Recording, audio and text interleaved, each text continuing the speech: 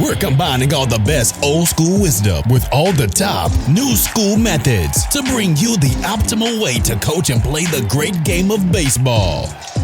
This is the 80-20 Baseball Masterclass with Coach Bo.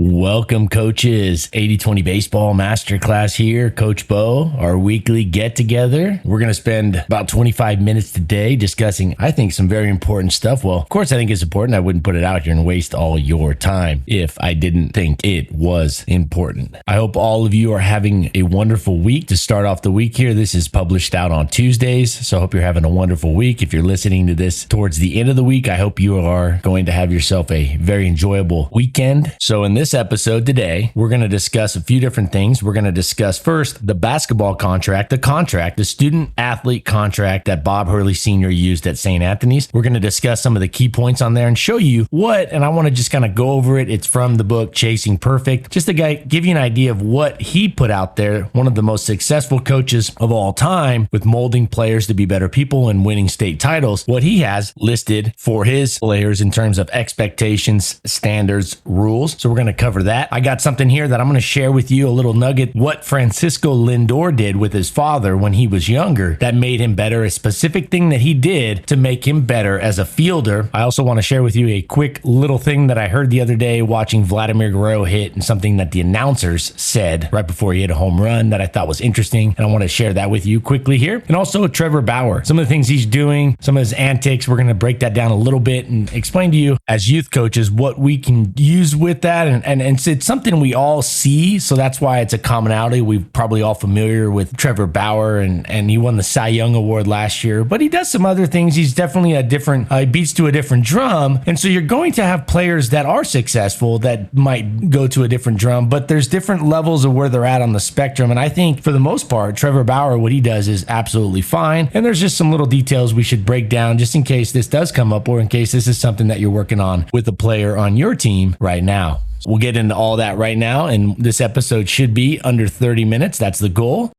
And to start it off, I want to share a little bit about the transition that we're going into from spring into summer. And I know this looks different for different areas of the country and different areas of the world, but we're coming up on a transition from the spring season to the summer season. So let's talk about that a little. We will be hitting on some topics that have to do with that transition period, getting into summer baseball. Not everybody plays year round, and that is absolutely okay. I do think that keeping the skills up to speed or continuing a little bit of work on the skills. For example, I didn't play year-round baseball, but I did play a little winter baseball that started in November, December, January. In fact, I played on a winter ball team, CJ Wilson. So my dad coached the winter ball team, and CJ Wilson was the pitcher pitched with the Rangers, pitched with the Angels. And just to give you kind of a quick glimpse into how my dad was as a coach and how he was and what I learned from him as a coach for so many years. Remember, my dad was my Little League coach. So he coached me all but 1 year, Little League, Pony League, all the way until I got to high school. He didn't coach me in high school or college or professional baseball, of course, but he did coach me all through those youth baseball years. And to give you a little idea of what kind of coach he was and why he was so great, and I've shared some examples of what people say about him when I run into them from time to time. I run into buddies of mine or old friends or old, Little League teammates, Pony League teammates, and what they say about my dad. They ask about him almost before they even ask about myself or my brother. And they ask how Coach Bob's doing. And CJ Wilson, I believe CJ's mom was working in the same business or in the same kind of industry as my dad, and so, or something like that. And I just remember him coming over and driving over and playing with our team, even though it wasn't the local team. He would drive to come play on our winter ball team because they wanted to play for my dad. So if you're a coach that players like, you might even have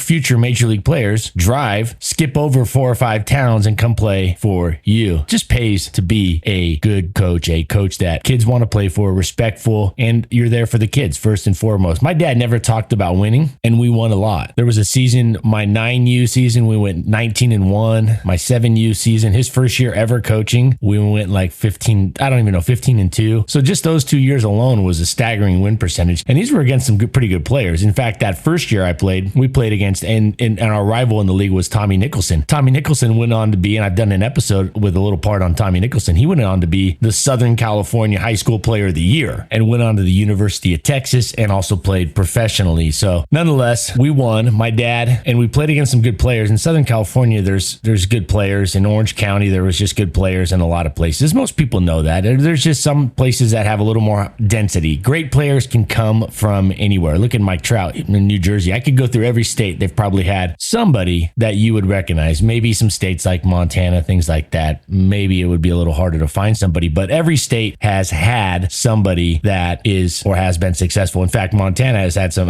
not baseball, but Evel Knievel. Everybody our age listening to this show, everybody our age, my age, knows Evel Knievel. Well, he's from Montana. One of the greatest coaches. Anybody in the coaching community, in the college baseball coaching community, knows Ed Sheff. Ed Sheff is from Montana. Both of them are from Butte, Montana, where, in fact, my whole family's from pretty much, and some of them are still living there, and quite a bit of my family still lives in Montana. In fact, all four of my grandparents are buried in Montana. But my point to that was that there's good quality baseball everywhere, but in Orange County and Southern California, it was dense, and my dad was coaching against players and other coaches that the density of the quality of the competition was pretty good, and it was pretty thick with good quality players, and we still won. And my dad was a nice coach. He never talked about winning. He never talked about the scoreboard, all that. I don't remember. Maybe he talked with the other coaches, the assistant coaches. They planned out some stuff. I'm sure he was looking at the score, but he didn't talk about it. It wasn't priority number one. Priority number one was that every kid had fun and every kid got better. And he did talk skills, and he didn't, but one thing he didn't allow is a bunch of, he used to say a bunch of grab ass. Like, he didn't allow that. He didn't allow us. He made sure we stayed focused. We didn't waste time, but that we had fun. All right. So I went off there on a little bit of a tangent, but I think it was an important example of what makes a good coach. And I think playing for my dad and him being a perfect example of what a good Little League coach, a good youth coach looks like, can be valuable for all of us listening and all of us here. So with that said, the transition from spring baseball into summer baseball is upon us for the most part. And some areas are going into their main regular season. And for all of you, you're okay, because you can go back and listen to previous episodes where I do talk about things that are season specific, are pertinent to different parts of the year. Not a lot, because I'm a big fan of the operating system. I'm a big fan of talking about the paradigm and the operating system, because that to me is the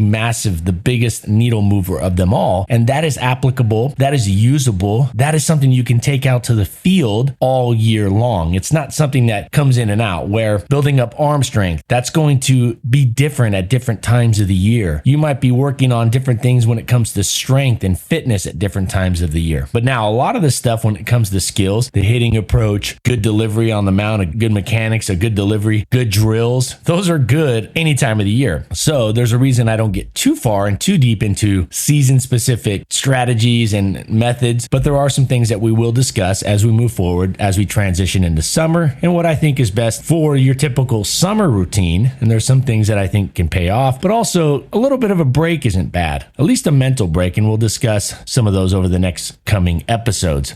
And Bob Hurley Sr. out in New Jersey, he was a basketball coach, high school basketball coach at St. Anthony's in New Jersey. And I have here Chasing Perfect, the will to win in basketball and life. Or for baseball coaches, the will to win in baseball and life. That's what we want. We want to build players that win in baseball and win in life. Now, Bob Hurley, I don't know if he won more state championships than any other high school coach. I feel like it would be really hard to win how many state titles he won, 26 or something like that, just some crazy number. Maybe there's somebody out there that's won more. It doesn't really matter. At the end of the day, he won a ton, more than 99.9999999% of all coaches that ever stepped out on the court, out on the field, out on the pitch in the high school arena and or the youth sports or whatever. In college, this guy won more than pretty much everybody. And here's a list, and here's what he prioritized. He prioritized building better human beings first. And I wanted to read off just a small one page here from the book, Chasing Perfect with Bob Hurley. And this is a student athlete, St. Anthony basketball contract. This is a big deal. I've talked about a rule guide, having something that they sign that players commit to. They know what the expectations are. They know what the standards are. So here we go. Number one, I will represent myself, my family, my school, my team properly at all times, including on social media networks. Number two, I will take my education seriously, knowing that my education is for a lifetime. I will treat my tutors, teachers, etc. with proper respect. Now, some of these are more applicable to high school coaches, but I know we have high school coaches coaches that listen to this. So that would be something that you could work more with. I mean, treating teachers well is good for any age, but some of these are because he's a high school coach. He ties it in because he's on campus. He's working with the staff and the other teachers and things. Number 3, I will refrain from use of tobacco, alcohol, or drugs of any kind. I will not take out or use a cell phone during school hours other than in the cafeteria at lunchtime. Failure to comply with this rule will result in immediate and indefinite suspension from the program. If you take your cell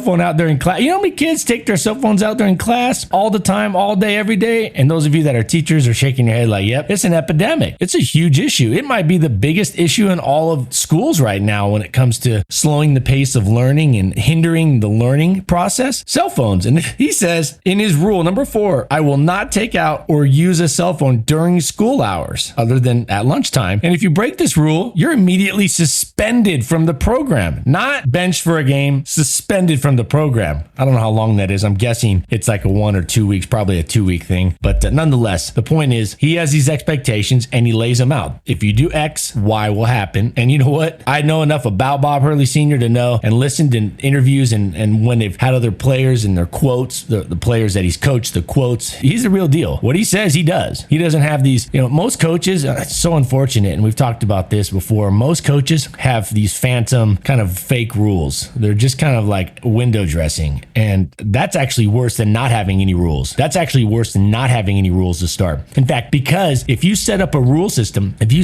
put rules in place at the beginning of the year, if you lay out expectations, standards, if you lay out these standards and then you don't follow through with the consequences when the players do break them, now you've just lost credibility. You have lost credibility. Your word is less credible because you said you were going to do Y if X happened. They did X and you didn't do Y. And now you wondering why your players don't respect you as much, or they don't take you as serious, or when you say something, maybe they don't listen to it as closely as you'd like. They don't listen to what you're saying. You've lost credibility. So you'd almost be better off not having or laying out rules that you don't plan on enforcing. And this is something that's so important. If you're going to put them out, first put them out there. I'm not saying don't. Put them out there and then enforce them. Number 5, I will always wear both my school and team uniform properly. That could have a little more definition. I'm sure he talks about that, but I would definitely hit some big. If you have something like that you want to lay out, I would have a couple big pointers, some things like, shirt tucked in, something like that, hat on facing forward, or whatever your rules are. Personally, this is not a huge, massive deal for me. I think for the most part, players wear their uniforms properly. They wear their hats properly. For the most part in baseball, you don't have a big problem with this. One of the things is when players start getting super individualized with their uniforms and things like that, where they start wearing different colored this, that, and the other, come out with different colored socks or whatever, right? So those are some things where they have their hat like sideways, like Fresh Prince of Bel-Air or something like out there on the field. I think a little individual expression in the dugout or off the field is okay, especially for youth baseball. But there may be some things that you want to lay out and say, hey, we're going to have our shirts tucked in. We're all going to wear the same things. If somebody wants to have a little extra this or a little extra that, that's something up to you, as long as it's not something that's a flashy, trying to bring attention to them. All right, number 6, I will adhere to my curfew hours. Number 7, I will maintain a clean cut appearance with a short haircut, no mohawks, no facial hair. I will not get a tattoo during my time in high school. I will actively attend.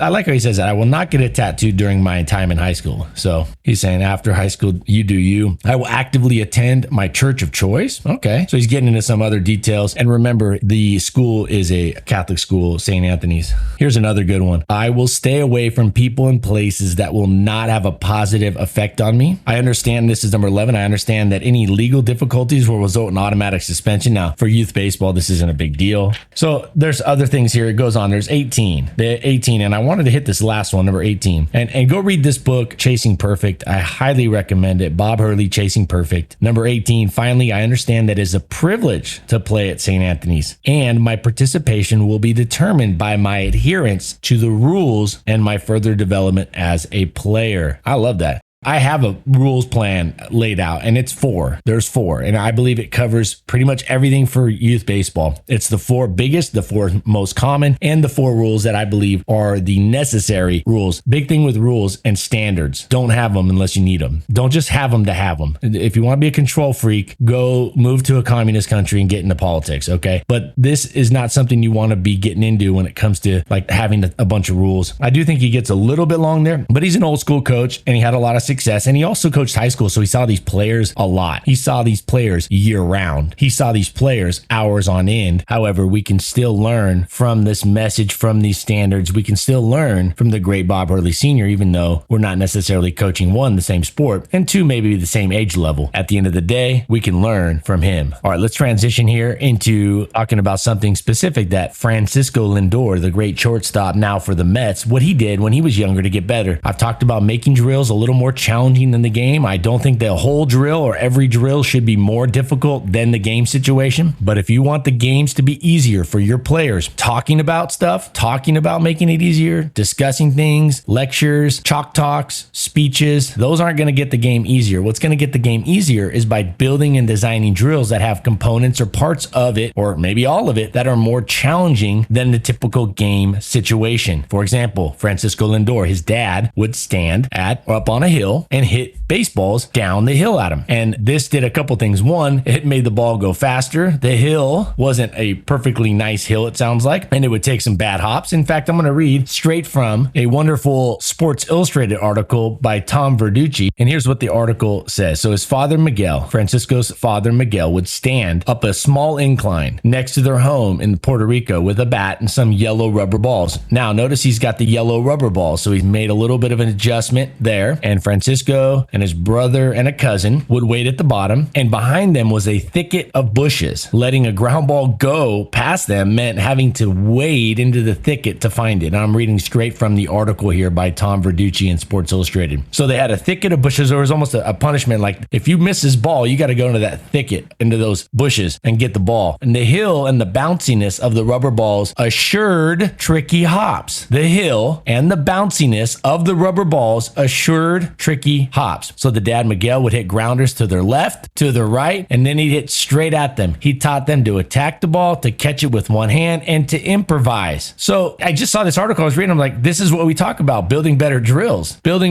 challenging your players. Now, I'm a big fan of the 20-40-40 ratio. 20% of the drills is slightly easier than the game to start the drill, to get a feel, to get the body moving, to get the rhythm of the drill, however that drill looks. And then 20% of the reps are going to be about game speed. Now, this isn't the same for every drill. For like ground ball drills, this is easily something that can be implemented at 20-40-40. 40% of the ground ball should be about game speed, game difficulty, and then 40% are going to be more difficult. Now, if you have to use like rubber baseballs or Incrediballs, things like that, then make it happen. You always want to keep safety at the top of your list of importance. So when I was reading this, I thought, man, this is exactly what we talk about. Francisco Lindor, one of the best shortstops in the game, in the world, would stand at the bottom of the hill, and his dad would hit him rubber balls, the yellow rubber balls that you've all probably seen in the batting cages. You can buy those online. You can have them delivered to your house in a couple days, and his dad would hit those down the hill at him. So one thing, he didn't have to swing as hard and hit it as hard for it to have some velocity behind it, which is nice, because if you're hitting a lot of balls, you can get tired as a coach, as a dad. You're hitting a lot. Now, you can build up stamina, just like any other kind of cardio or conditioning. You can build up stamina, your swing stamina, but hitting the ball downhill does some of the work. Gravity, it pulls it down, the speed of the ball, the bounciness off a hill, and then also something behind them. Like, hey, if it goes into that thicket of rose bushes, well, it's a little incentive, a little motivation to make it, a little extra incentive to work a little harder to get that ball, whatever they got to do to stop that ball and make the play. So I thought that was really interesting. Francisco Lindor, one of the best players in the world, something his dad did with him. I'm not saying you should all go out to a hill and hit grounders down a hill, but it's the mindset. All these great hitters, Vladimir Guerrero, speaking of Vladimir, I'm going to talk about Vladimir Guerrero Jr., but Vladimir Guerrero Sr. used to hit with a stick, a little broom handle, and he used to hit little rocks and little bottle caps. He wasn't hitting with a regulation size baseball bat all the time, and he wasn't hit regulation size baseballs. He was challenging himself on both ends of the spectrum on that stuff when he was younger, and he became one of the best contact hitters of all time. And that guy could hit a ball pretty much anywhere. In fact, there's a YouTube video of him hitting pitches, and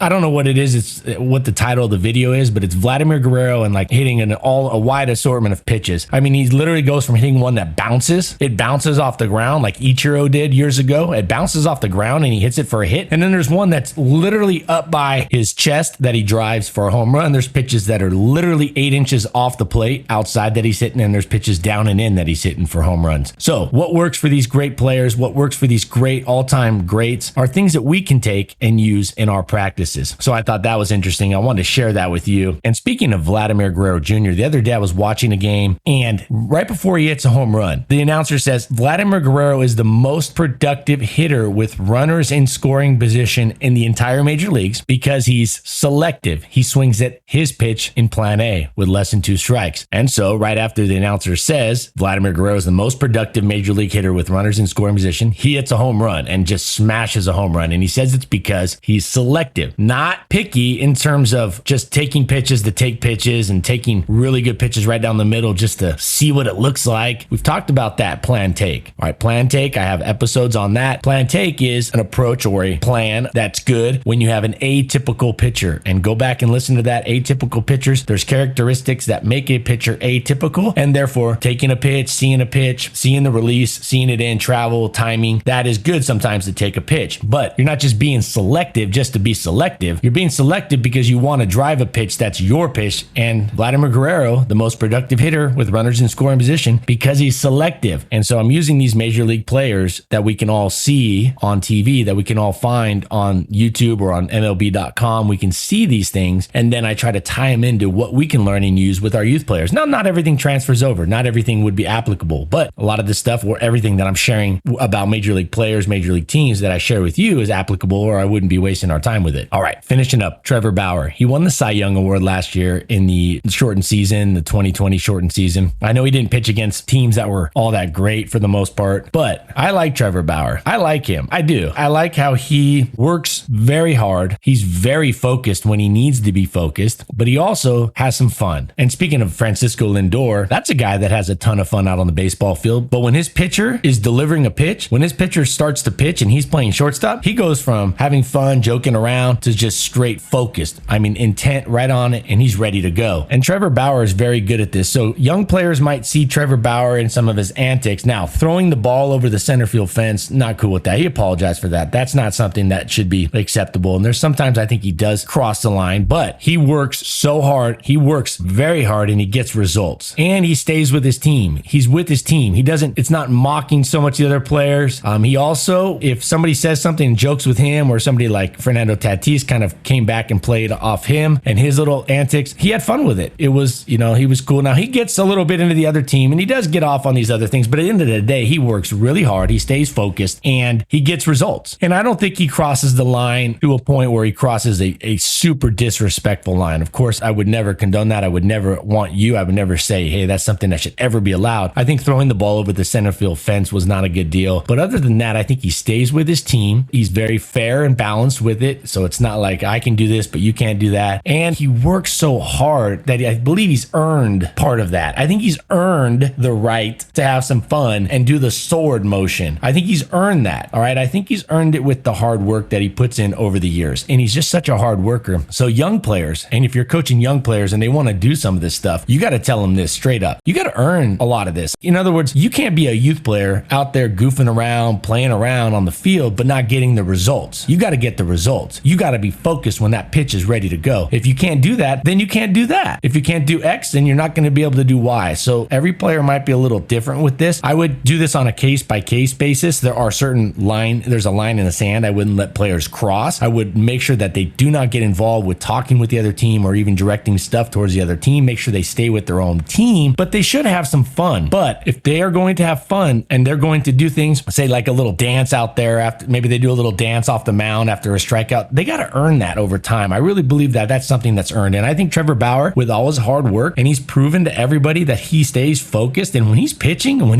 he's starting his delivery, he is locked in. He is locked in and he wants to win. He competes. So I think that's something that's important to share with young players is what you see is there's a lot more to what you see out there on these videos and on the highlights. There's a lot more to that. He spends so much time working to get better and he's earned it. He's earned it over all these years of working hard. It's always tough as a coach when you start getting subjective and you start having rules fall on a continuum, on a spectrum. If they fall on a spectrum, that's always tough. And the subjectivity, it's not somewhere you want to be too much. But when it comes to players having certain, and you may not even have players that do any of this stuff, but kids they do their own thing. They're kind of quirky and they do their own thing sometimes. They have some fun. As long as they're having fun, as long as you set parameters, it's with their team and they get results. And when the pitch is there, they're focused. They're not doing something silly as the pitch is coming along or crossing the play, I should say. So I think there's some parameters to what I'm saying here. And that is they got to get the results. They got to produce. They got to be focused when that pitch is getting delivered. They have to be focused when it matters, and make sure they know the time and the place to have some fun. And also some of those parameters, those rules that you say, hey, we're not talking to the other team. We're leaving the other team. This is with our team, or celebrating in the dugout. We're doing these things if we earn them, etc. So I want to just plant that seed, because you will have players, if you coach long enough, you'll have players that have little things they do, a little antic here, a little quirkiness that you need to work with. I think you have a parameters that I just laid out, and you work with them within those parameters, and it'll all be good. All right. So Vlad Guerrero, most productive hitter in the Major League Baseball with runners in scoring position because he's selective. Francisco Lindor, one of the best fielding baseball players, one of the best fielding shortstops in the world. His dad used to make the drill harder for him when he was younger. He used to hit baseballs down a slope with funny bounces, making them better. We talked about the rules laid out by one of the greatest coaches of all time, Bob Hurley Sr., and we just hit up on the Trevor Bauer antics and how to deal with quirky players and things like that. Thank you all so much for being here. It fires me up when I see the numbers, the statistics from the podcast, and the numbers continue to go up each and every month, each and every week. That fires me up. I love the emails I get from coaches. Thank you so much. You can support this podcast. I don't do commercials on here for a reason. I want it to be efficient. I want it to be a lot of information in a short amount of time. I don't do commercials, but you can support the podcast in two quick ways. One, you can leave a good review. That's always helpful. That's easy. Just a quick review, something that shouldn't take more than a couple minutes. And you can click on the link in the summary, the show summary on your podcast app. There's a link right in there. Just open up the episode right there. Boom. Click that link and support the podcast with a small donation. That would be really, really appreciated. And thank you, all of you coaches that are already doing that. Much appreciated. And we'll keep this show rolling along and keep the information coming out as we mold our paradigm, as we mold our operating system as coaches, so we can, yes, win more, but also win more by developing better people, better youth, and having more fun while we're out there, all at the same time. In next week's episode, we're going to discuss something that I think all coaches should do at the end of the season with their players. Something that you should all do at the end of the season, or just after the season finishes, immediately after the season finishes, with all of your players, with your team, even parents, people involved in the program. So we'll get into that, what I think you should all do, one action that you should take as you finish up the season. So we'll get into that next week. Until then, take care of your health, take care of those families, take this information, all this information, take it out to the baseball field, utilize it, put it in place, start to embed it into your practices, into your operating system, get that paradigm going in the right direction, be a better coach. Because at the end of the day, if you're a better coach, then our youth are going to be served better, and they're going to be better people. They're going to win more. Everybody's going to have more fun, and it's winner, winner, winner, chicken dinner. That's all for this week. I'll catch you on the flip side. This has been the 80-20 Baseball Masterclass. Take it to the field.